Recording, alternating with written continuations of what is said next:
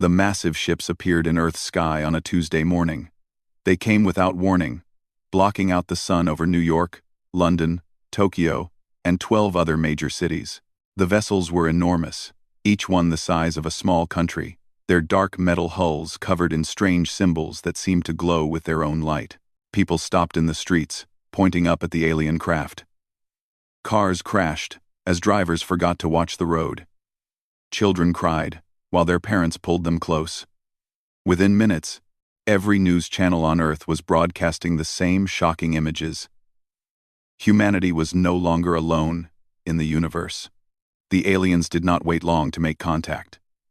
At exactly noon, Greenwich Mean Time, every television, radio, computer screen, and phone on the planet flickered to black. Then a face appeared. It was humanoid but wrong in subtle ways. The skin was pale blue. The eyes were too large and completely black. And when it spoke, rows of sharp teeth became visible. "Greetings, humans of Earth," the creature said in perfect English, though its voice carried an accent that sounded like grinding metal. "I am Ambassador General Corvex of the Zephyrian Empire. You may consider this your first and final warning." The image shifted to show vast star maps, hundreds of worlds marked with the same glowing symbols that covered the alien ships. For 1,000 years, the Empire has brought order to the galaxy. We have conquered 847 worlds. Each species that submitted to our rule now enjoys the benefits of imperial civilization. They provide labor, resources, and loyalty. In return, they receive protection and purpose. President Sarah Mitchell sat in the White House Situation Room, surrounded by her advisors and military leaders. General Harrison, chairman of the Joint Chiefs, was already on the phone with commanders around the world. Secretary of Defense Williams kept checking his tablet, reading reports from intelligence agencies that all said the same thing. The ships were real. The technology was beyond anything humans possessed, and there was no sign of weakness or vulnerability. "Your world has been selected for integration into the Empire," Corvex continued. His image was now accompanied by footage that made everyone watching feel sick. Burning cities, people in chains, massive construction projects built with slave labor. This process has proven most efficient when conducted with cooperation rather than resistance. Prime Minister Chen in Beijing was having the same conversation as leaders around the world. Her military advisors were already calculating how long Earth's defenses might last against such massive ships. The answer was always the same: not long. "The terms of surrender are simple," Corvex said. His black eyes seemed to stare directly at every person watching. "Your governments will dissolve. Your military forces will stand down. 40% of your adult population will be selected for labor assignments throughout the Empire. The remaining 60% will remain on Earth under imperial administration." In Moscow, President Volkov slammed his fist on the conference table. 40%? They want to take almost 2 billion people as slaves? "The selection process is fair and scientific," Corvex explained, as if he could hear the conversations happening in government buildings around the world. "We will choose the strongest and most intelligent individuals. They will help build the Empire's future. Their sacrifice will benefit all of humanity." The alien's smile was cold and predatory. "You have 72 hours to consider our offer. At the end of this period, your leaders must broadcast their acceptance on all global communication networks. Any attempt to resist will result in the total destruction of your species, as has happened to the 17 worlds that chose foolish defiance over wise submission." The screens showed more terrible images: planets reduced to glass, seas boiled away, cities that had become smoking craters. Each image was labeled with the name of a species that no longer existed. "Do not mistake this for negotiation," Corvex warned. "The Empire does not bargain with primitive species. You will kneel, or you will burn. These are your only choices." The transmission ended. Every screen on Earth went back to normal programming, but nobody was watching regular shows anymore. The news channels exploded with analysis, panic, and desperate searching for any sign that this was somehow fake. It was not fake. The ships remained in the sky, dark and silent and terrible. Military satellites that tried to scan them simply stopped working. Fighter jets that flew too close had their engines die for no reason. The message was clear. Earth's technology was useless against these invaders. In the emergency session of the United Nations, delegates spoke in a dozen languages, all saying the same thing. Earth had no choice. The alien ships were too powerful. Resistance would mean extinction. Some argued that 40% slavery was better than 100% death. But something strange was happening in the background of these panicked meetings. Certain people were making phone calls that seemed unrelated to the crisis. Deep underground, in facilities that officially did not exist, lights were turning on for the first time in years. Sealed doors were opening. Equipment was powering up. Dr. Sarah Chen received a text message that contained only numbers, coordinates to a location in Nevada that was not on any map. She left her laboratory at MIT immediately. Driving through the night while the alien ships hung overhead like dark suns, Colonel Marcus Torres got a similar message at his base in Colorado. He told his superiors he was visiting his sick mother, then drove to the same coordinates. Dr. Elena Vasquez, a biologist from Spain, boarded a military transport that officially was not flying anywhere. All around the world, people were moving. Scientists, soldiers, engineers, and others whose names appeared on lists that very few people knew existed. They traveled to places that were not supposed to be there, to begin work on projects that had been waiting 20 years for this exact moment. The 72-hour countdown had begun. On the surface, world leaders debated surrender. In the depths, others prepared for war. Corvex believed this would be simple. Every species reacted the same way. Fear, then acceptance, then submission. Humans would be no different. They would kneel like all the others. He had no idea how wrong he was. Dr. Sarah Chen had been to the Nevada facility only once before, 20 years ago when she was fresh out of graduate school. Back then, it had been called Project Prometheus, and everyone who worked on it had signed papers promising to never speak of what they saw. Most people thought it was just another government research program that got canceled when the funding ran out. They were wrong. The elevator descended for what felt like forever. When the doors finally opened, Sarah stepped into a world that should not have existed. The underground complex was massive, stretching for miles in every direction. Thousands of people were working at computer terminals, operating machinery, and rushing between laboratories. All of them wore the same expression. Grim determination mixed with something that looked almost like excitement. Dr. Chen, welcome back. The voice belonged to Admiral Rebecca Stone, a woman Sarah remembered from the early days of the project. Stone looked older now, her hair completely gray, but her eyes still held the same sharp intelligence. I hope you remember your security clearance, because we are about to break every rule we ever made about classified information. Sarah followed Stone through corridors lined with blueprints, photographs, and computer displays, showing data that made no sense. Admiral, what is all this? I thought Prometheus was shut down years ago. Officially it was. Stone stopped in front of a massive window that looked down into a hangar bay. What Sarah saw there made her legs feel weak. Unofficially, we have been preparing for this day since 2005. In the hangar bay below, dozens of spacecraft sat ready for launch. They were clearly human-built, but their design was unlike anything in Earth's official space program. The ships had smooth, curved hulls that seemed to absorb light rather than reflect it. Weapons systems covered their surfaces, and their engines glowed with an energy signature that looked familiar. Those ships, Sarah whispered.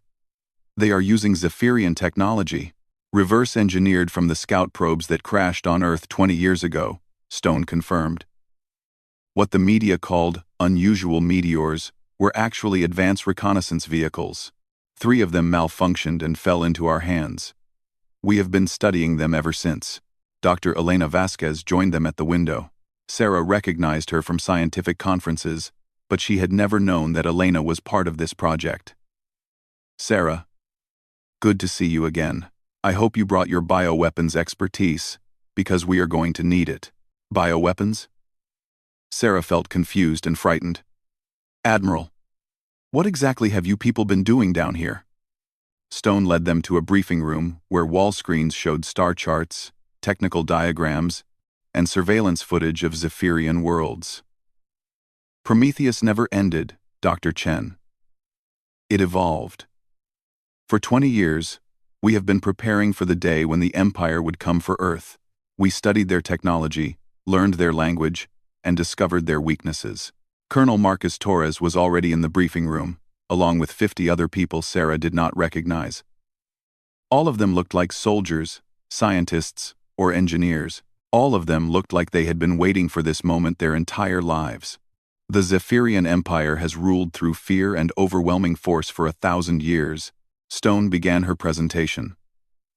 Every species they encountered fought them the same way. Ship-to-ship combat, conventional tactics, honorable warfare. Every species lost because they played by the Empire's rules. The wall screens showed footage of previous Zephyrian conquests. Alien civilizations that fought bravely and died honorably. Their cities burned. Their people enslaved. Their cultures erased. Humans will not make the same mistake, Torres said. His voice was calm, but Sarah could hear the anger underneath. We have spent 20 years learning everything we can about the Empire. We know their military doctrine, their technology, and most importantly, their weaknesses. Dr. Vasquez activated another display. The Zephyrians have conquered so many worlds that they have become predictable. They expect every species to fight the same way. They have procedures for dealing with conventional resistance. What they do not have procedures for is dealing with humans. What makes humans different? Sarah asked. Torres smiled, and it was not a pleasant expression. We cheat. The briefing continued for hours. Sarah learned things that changed her understanding of the last 20 years. The meteorite samples that scientists around the world had studied were carefully distributed pieces of Zephyrian technology. Research projects that seemed unrelated to defense were actually developing weapons and countermeasures. Space missions that appeared to be exploring asteroids were actually building hidden military bases. The International Space Station was just a cover, Stone explained. The real construction was happening on the far side of the moon and in the asteroid belt. We have been building a fleet for 2 decades, but the most shocking revelation came when Dr. Vasquez showed them recordings of humans living on Zephyrian worlds. We have infiltrators throughout the Empire. People who volunteer to be captured during fake alien abduction scenarios. They get taken to Empire worlds, where they pretend to be compliant slaves while actually organizing resistance movements. Sarah stared at the recordings of humans working in alien factories, serving in Zephyrian households, and building Empire infrastructure. All of them were secretly gathering intelligence and recruiting allies among the other enslaved species. How many? Sarah asked. Currently we have active cells on 17 worlds, Torres replied. Each cell has been preparing for this moment. When we give the signal, simultaneous uprisings will begin across the Empire. They will not be expecting rebellion from their slave populations. The countdown continued above ground. News channels showed world leaders meeting in emergency sessions, debating surrender terms. Religious leaders prayed for guidance. Military commanders calculated how long Earth's defenses might last against the massive alien ships. None of them knew that the real defense of Earth was happening in hidden facilities around the world. In Siberia, weapon systems that officially did not exist were being activated. In Antarctica, shield generators based on Zephyrian technology were powering up. In orbit, disguised satellites were preparing to reveal their true purpose. The deadline is in 18 hours, Stone announced as the briefing concluded. Corvex expects us to surrender. Instead, we are going to show him why humans have earned a reputation as the most dangerous species in the galaxy. Reputation? Sarah asked. What reputation? Torres handed her a tablet displaying intercepted Zephyrian communications. The text was translated from their language. Empire Intelligence Report. Humans of Sol. 3 demonstrate unusual psychological profiles. Recommend extreme caution if contact becomes necessary. Previous encounters with human merchants and explorers Suggests species may pose significant security risk if provoked. Sarah read the report twice before understanding. They already know about us. They know we are dangerous. And they came anyway. Stone said grimly. Which means they are either incredibly confident or incredibly stupid. Either way, they are about to learn why the galaxy fears humanity. The final preparations began. The 72-hour deadline arrived at exactly noon, Greenwich Mean Time. Ambassador General Corvex sat in his command chair aboard the flagship Eternal Dominion, waiting for the expected surrender broadcasts from Earth's governments. His staff monitored communication channels, ready to accept the submission of humanity and begin the integration process. Instead, every major communication network on Earth began broadcasting the same message at the same time. President Mitchell appeared on American television. Prime Minister Chen spoke to the Chinese people.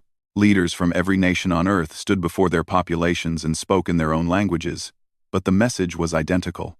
We, the people of Earth, formally reject the terms offered by the Zephyrian Empire, President Mitchell said, her voice calm and steady. We do not kneel to tyrants. We do not surrender to slavers. We choose to stand free, whatever the cost may be. Corvex felt his blood turn cold. In 1,000 years of empire expansion, no species had ever rejected the ultimatum. Impossible, he whispered. They cannot be serious. They must know what resistance means. His communications officer, a nervous young Zephyrian named Velka, turned to him with wide eyes. Sir, they are broadcasting something else. It is in our language. The human broadcast continued, but now the words were in perfect Zephyrian, spoken with accents that suggested the speakers had learned the language from natives. We know you expected submission. We know you have destroyed species who chose freedom over slavery, but you made one critical error in your calculations. You underestimated humanity. Sir, his weapons officer reported, the humans are powering up defensive systems we did not know they possessed. Energy readings are consistent with our shield technology. Corvex stared at the tactical display. Impossible energy signatures were appearing around Earth's major cities, around military installations, and in orbit around the planet. How do they have our technology? The answer came from Earth itself. The broadcast showed footage of 3 crashed Zephyrian scout probes being examined by human scientists. The images were 20 years old, but the message was clear. Humanity had been preparing for this encounter since their first contact with Empire technology. You will withdraw from our system immediately, the human leaders continued. This is your only warning. Leave now, or face the consequences of threatening the wrong species. Corvex's anger overcame his shock. Arrogant primitives. They dare to threaten the Empire? He activated his fleet's communication system. All ships. Begin bombardment of human population centers. Full power. Show them what happens to species who defy us. The Eternal Dominion and its escort fleet opened fire. Massive energy beams lanced down from orbit, targeting the largest cities on Earth. The weapons that had destroyed entire civilizations struck with enough force to vaporize mountains. The beams hit Earth's defensive shields and dissipated harmlessly. What? Corvex leaped from his command chair. That is impossible. Our weapons cannot be stopped. Sir, his science officer called out. The humans have modified our shield technology. They are using some kind of enhanced fusion reactors to power defensive grids that cover their entire planet. The tactical display showed something that had never happened in Empire history. A primitive world was successfully defending itself against their most powerful weapons. But that was only the beginning of Corvex's problems. Sir, we are detecting launch signatures from Earth's surface and from concealed positions throughout the solar system. Human ships began appearing on the sensors. They were smaller than Empire vessels, but there were hundreds of them. They emerged from hidden bases on Earth's moon, from hollowed-out asteroids, and from what had appeared to be space debris floating in orbit. Impossible, Corvex repeated. Our intelligence reports stated that humans barely have interplanetary travel capability. The human fleet moved like nothing the Zephyrians had ever encountered. Instead of forming traditional battle lines, The ships attacked in swarms, using speed and numbers rather than brute force. Empire ships tried to target them with conventional weapons, but the humans refused to fight conventionally.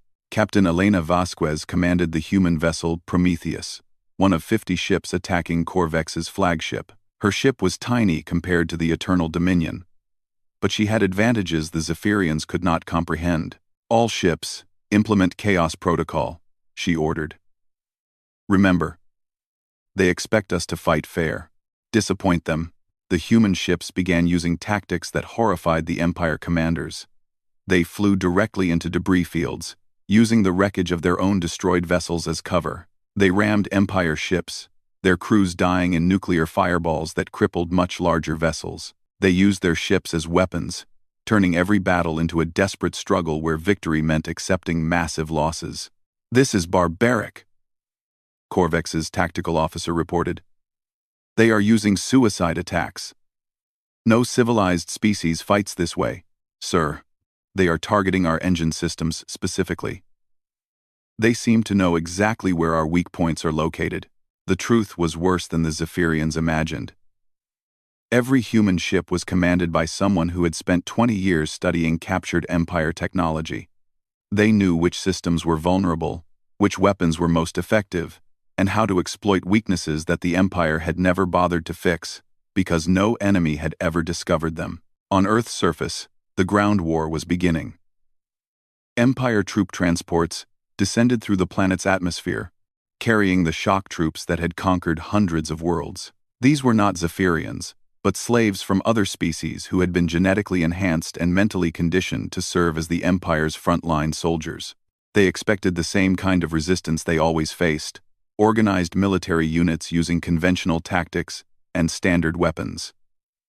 They found something else entirely.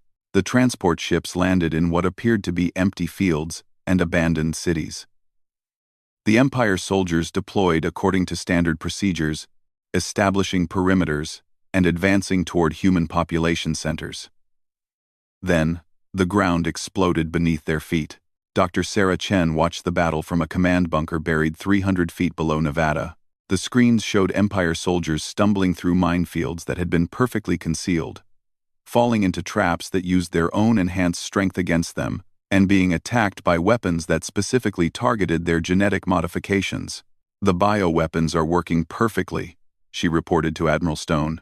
"Their enhanced physiology makes them more susceptible to the toxins, not less." "What about the psychological warfare?" Sarah smiled grimly. "See for yourself." The screens showed Empire soldiers discovering what they thought were human corpses scattered throughout the battle zone. The bodies were actually human volunteers wearing special suits that mimicked death. When the aliens stopped to examine them, the corpses activated concealed weapons, striking from positions that no enemy had ever used before. Other human forces used tactics that violated every rule of civilized warfare. They dressed as civilians, then revealed themselves as soldiers. They pretended to surrender, then activated hidden explosives. They used the Empire's own communication equipment against them, broadcasting false orders and psychological torture. "This is not war," one captured Empire soldier told his human interrogators. "This is madness." "No," Colonel Torres replied. "This is humanity." The first day of fighting ended with the Empire forces in complete disarray. They had expected quick victory against a primitive species. Instead, they found themselves fighting an enemy that seemed to have no rules, no honor, and no limits. Human soldiers fought like wild animals when cornered, but they also used sophisticated technology and advanced tactics that suggested careful planning and extensive knowledge of Empire weaknesses. Corvex stared at the casualty reports in disbelief. The Empire had lost 30 ships and 15,000 ground troops. Earth's defenses had barely been scratched. "Sir," his communications officer reported, "we are receiving a transmission from the human government." President Mitchell's face appeared on the main screen. Behind her stood military officers and scientists, all of them looking calm and confident. "Ambassador General Corvex, this is your second warning. Withdraw your forces from our system immediately. Continue this attack, and you will discover why the rest of the galaxy fears humanity." "Fears," Corvex snarled. "We are the Empire. We have conquered, 847 worlds, Mitchell interrupted. We know. We also know that 17 of those worlds are currently in open rebellion, coordinated by human operatives who have been organizing resistance movements for the past 20 years. Your empire is burning, Corvex, and this is only the beginning. The transmission ended. Corvex sat in stunned silence, trying to comprehend what he had just heard. Then, his worst fears were confirmed. Sir, his intelligence officer called out, we are receiving distress signals from multiple Empire worlds. Slave populations are rising up simultaneously. They are using weapons and tactics we have never seen before. It appears they are being led by humans who have been living among them for decades. The war that Corvex thought would last hours was just beginning, and for the first time in 1,000 years, the Empire was losing. 6 months into what the Empire had expected to be a brief conquest, the galaxy was burning. Admiral Rebecca Stone stood in the command center deep beneath Nevada, watching status reports from 17 different star systems. Each screen showed the same thing: successful slave uprisings that were tearing the Zephyrian Empire apart from within. Kalos Prime is fully liberated, reported Commander Jackson, one of the human infiltrators who had spent 15 years posing as a maintenance worker in the Empire's fortress world. His transmission came through a quantum communicator that the Zephyrians could not detect or jam. The local population has full control of the orbital defense platforms. Zephyrian garrison forces have either surrendered or been eliminated. Stone nodded grimly. Kalos Prime had been considered unconquerable, defended by 3 battle fleets and home to one of the Empire's largest slave training facilities. The fact that it had fallen to a coordinated uprising showed how completely the Empire had misunderstood the threat they were facing. What about Nexus Station? Stone asked. Captured intact, reported Dr. Lisa Park, whose real identity as a human spy had been hidden for 12 years while she worked as a research scientist on the Empire's most important military research facility. We now have complete access to their weapons development programs and strategic planning databases. You are not going to believe what we found in their files. The information from Nexus Station was indeed shocking. The Zephyrian Empire had not conquered 847 worlds through superior technology or brilliant strategy. They had succeeded because every species they encountered had fought them the same way.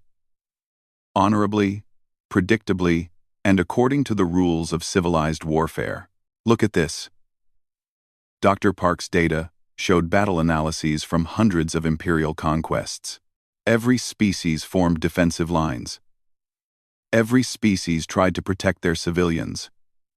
Every species negotiated when offered terms. The Empire has been winning for 1,000 years because they developed a perfect system for defeating honorable opponents. And humans are not honorable, Colonel Torres added with dark satisfaction. He was preparing for Operation Wildfire, humanity's response to the Empire's continued presence in Earth's solar system. We are effective.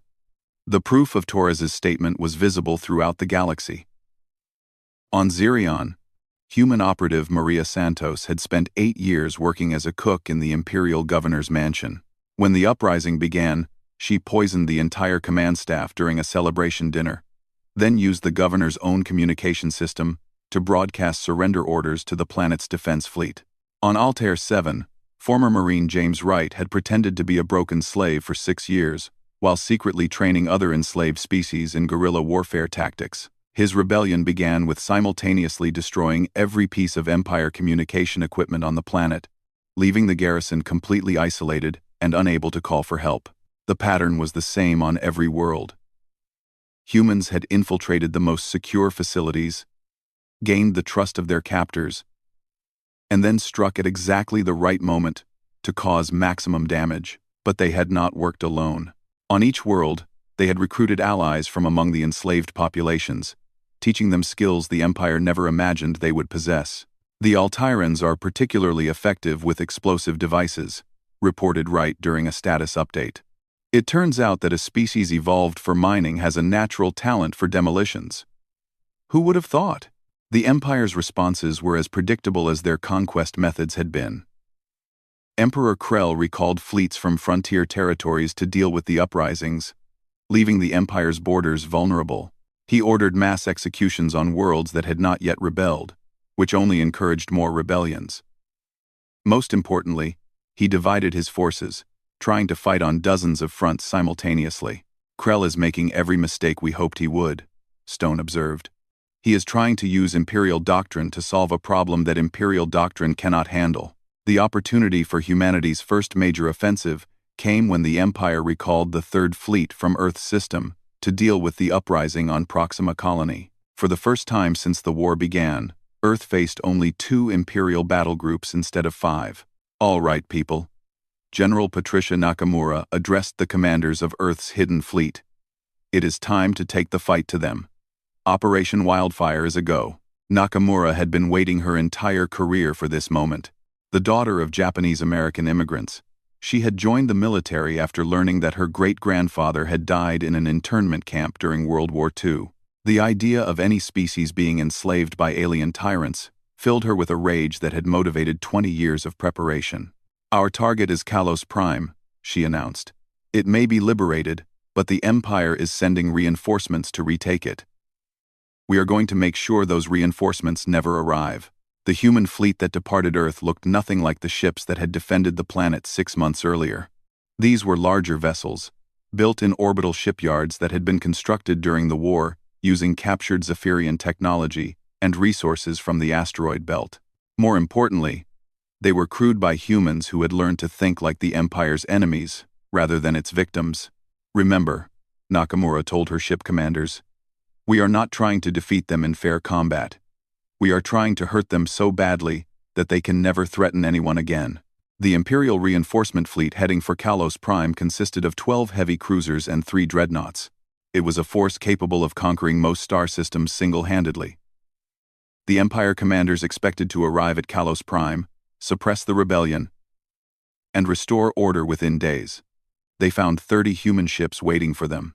The battle that followed became known throughout the galaxy as the Kalos Massacre, though no one was quite sure which side the name was meant to describe.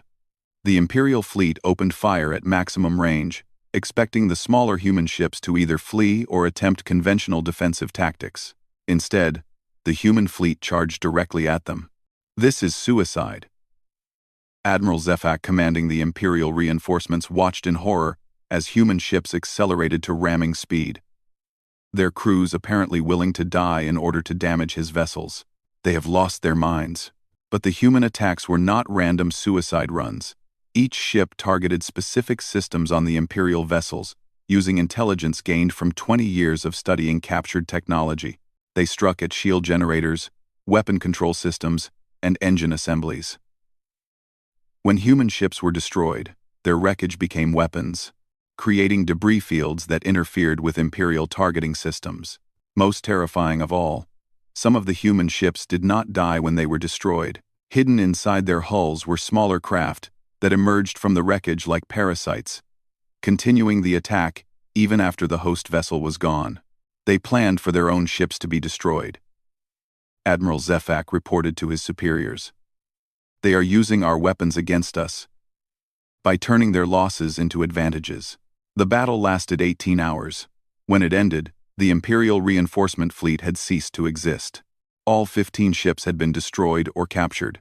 The human fleet had lost 26 vessels, but the surviving 4 ships limped back to Earth, carrying the most valuable prize of all. A captured Imperial dreadnought, with its crew and command computers intact. The interrogation of the captured Imperial officers provided humanity with information that changed everything. The Empire was not as strong as it appeared. The constant rebellions were draining resources faster than they could be replaced. Most importantly, many Imperial worlds were defended only by local garrison forces that had never faced serious opposition. They have been winning through reputation rather than strength, Dr. Chen analyzed the captured data. Their enemies surrender because they believe the Empire is invincible, not because it actually is.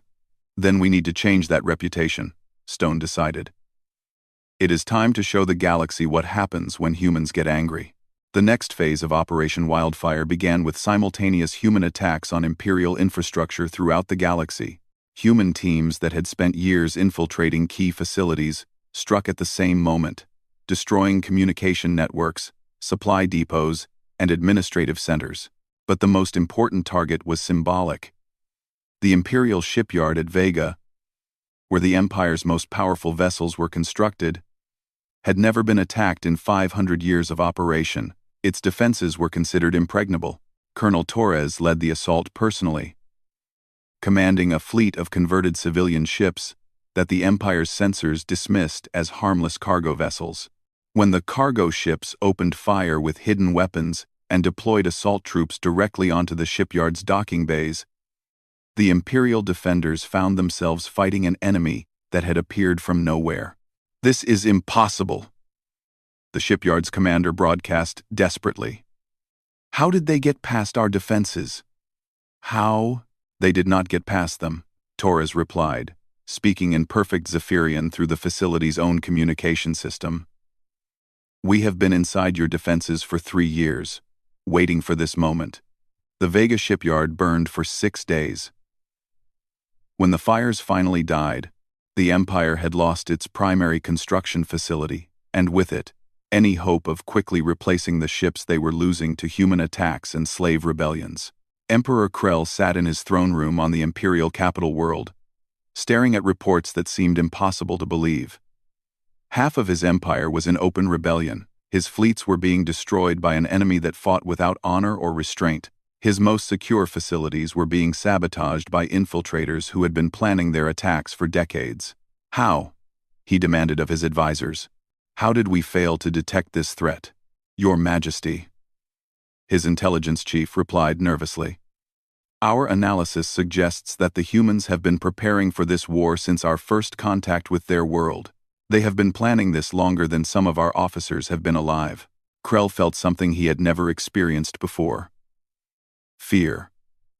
For 1,000 years, the Empire had been the galaxy's dominant power. Now, a single primitive world was destroying everything his ancestors had built. "Prepare the fleet," he ordered. "All of it. Every ship, every soldier, every weapon we possess. We will go to Earth ourselves and end this madness." "Your Majesty, that would leave the capital undefended." "The capital will not matter if we cannot stop the humans," Krell replied grimly. "Either we crush them completely, or they will crush us. There is no middle ground in this war." The final battle was approaching, and both sides knew it would decide the fate of the galaxy. Emperor Krell's final gamble arrived at Earth with the largest fleet ever assembled in galactic history. 500 Imperial warships emerged from hyperspace, led by the massive flagship Imperial Dominion. The Emperor himself commanded from the bridge, determined to personally oversee the destruction of the species that had dared to challenge his 1,000-year reign. "Humans of Earth," Krell's voice boomed across every communication frequency, "your rebellion ends today. Surrender immediately, and I will grant you the mercy of quick death. Continue to resist, and I will ensure your species suffers for 1,000 generations."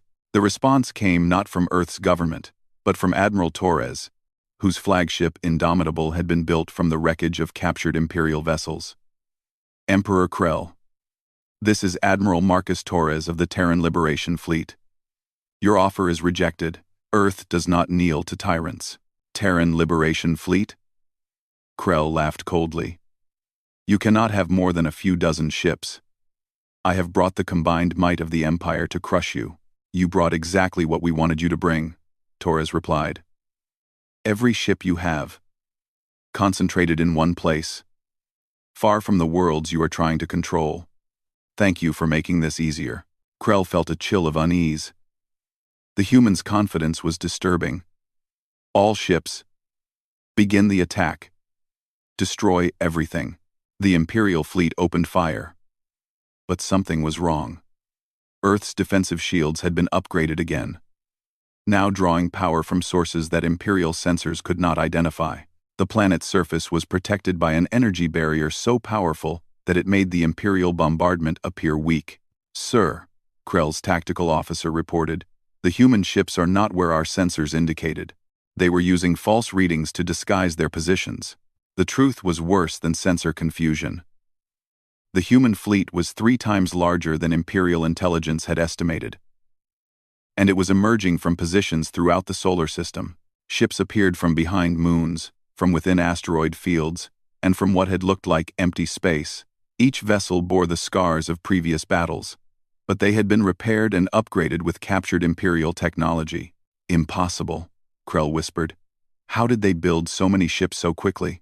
The answer came from Dr. Sarah Chen, broadcasting from her laboratory on Earth. We did not build them quickly, Emperor. We have been building them for 20 years. Every ship you see was constructed using plans stolen from your own shipyards by human infiltrators who spent decades pretending to be loyal slaves. The battle began with a tactic that horrified the Imperial commanders. Instead of forming battle lines, the human fleet dispersed into small groups that attacked from every direction simultaneously. They used captured Imperial identification codes to confuse enemy targeting systems, flew through debris fields to avoid sensor detection, and coordinated their movements using quantum communicators that Imperial technology could not intercept. But the most shocking revelation came when the human ships opened fire. Their weapons were not just copies of Imperial technology, they were improvements. 20 years of study had allowed human engineers to identify weaknesses in Imperial designs and create weapons specifically designed to exploit them. Their particle beams are cutting through our shields like they are not there, Admiral Zefak reported from his cruiser. How is that possible? Because we know exactly how your shields work, replied Captain Elena Vasquez from her ship Prometheus. We have had 20 years to figure out how to beat them. The space battle raged for hours, but it was only a distraction. The real attack was happening elsewhere, coordinated by humans who had been planning this moment for decades. Sir, Krell's communications officer called out. We are receiving reports from the Imperial capital. The planet is under attack. That is impossible. We left adequate defenses. The attackers are not coming from space, sir. They are coming from within the planet itself. Slave populations throughout the capital are rising up simultaneously. They are being led by humans who have been living among them for years.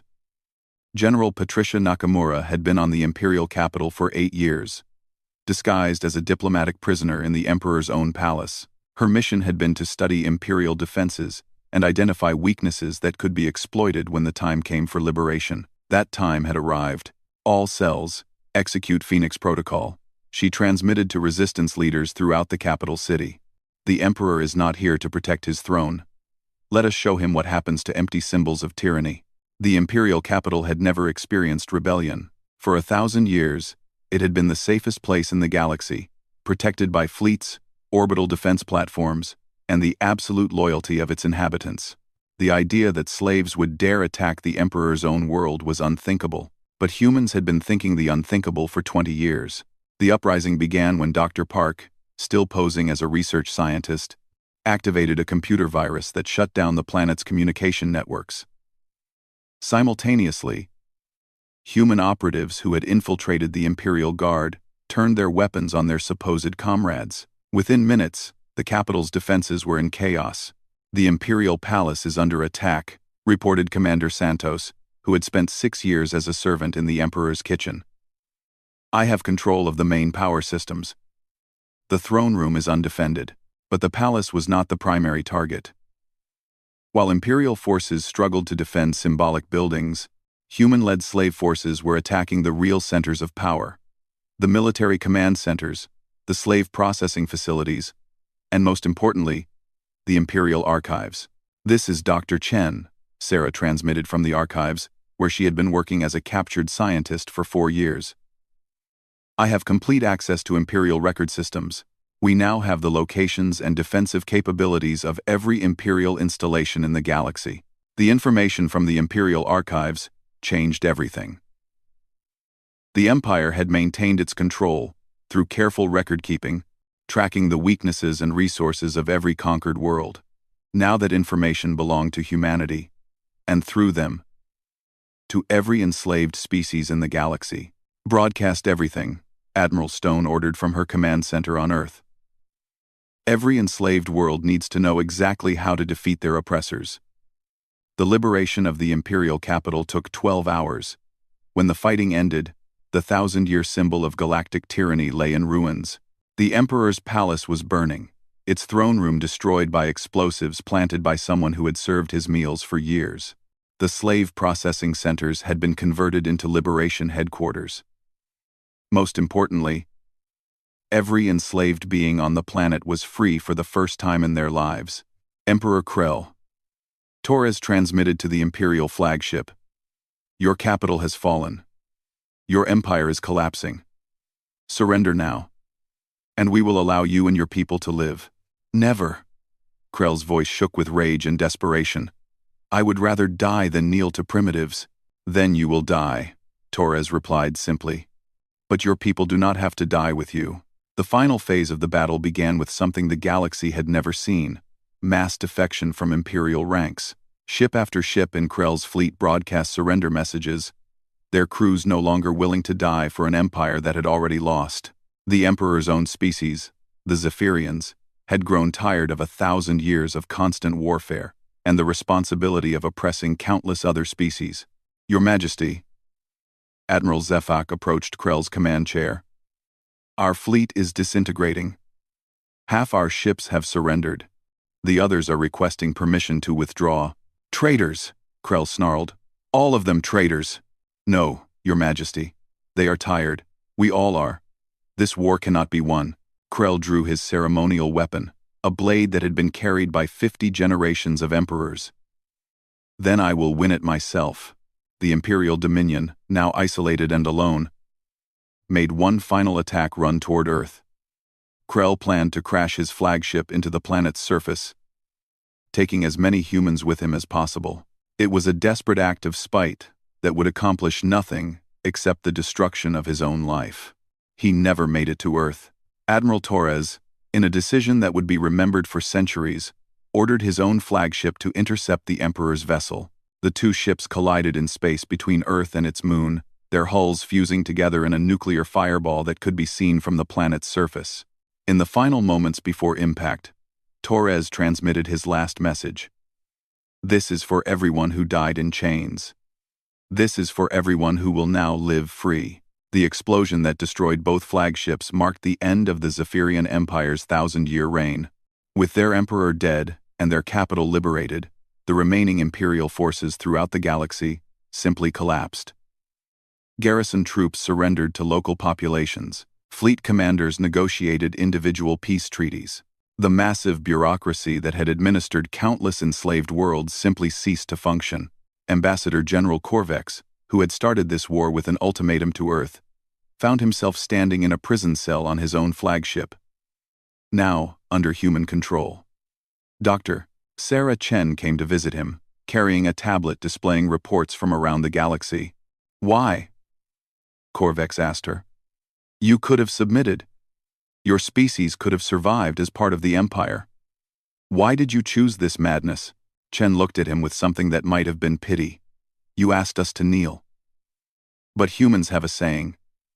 We would rather die on our feet than live on our knees. And now your species will be destroyed by the chaos you have created, Corvex replied bitterly. Without the Empire's order, the galaxy will tear itself apart. No, Chen said quietly. The galaxy will rebuild itself. But this time, it will be built on freedom instead of fear. She was right. In the months that followed the Empire's collapse, a new galactic confederation emerged from the ashes of tyranny. Former slave worlds formed alliances based on mutual cooperation rather than forced submission. Species that had been enemies under Imperial rule discovered they could be allies in freedom. Earth became the symbolic capital of this new confederation. Not because humans demanded it, but because other species insisted on it. The world that had taught the galaxy how to resist oppression became the place where representatives of 100 worlds gathered to ensure that galactic tyranny could never rise again. The memorial built on the site where Torres and Krell had died bore a simple inscription in dozens of languages. They demanded we kneel. We decided to teach the galaxy how to stand. Corvex lived to see the new galaxy that emerged from his empire's ashes. He died in prison 15 years later, but not before writing a memoir that would be studied for centuries. Its final passage became one of the most quoted texts in galactic history. I came to Earth expecting another conquest. I found humanity. The Empire ruled through fear, but we learned too late that there is something stronger than fear.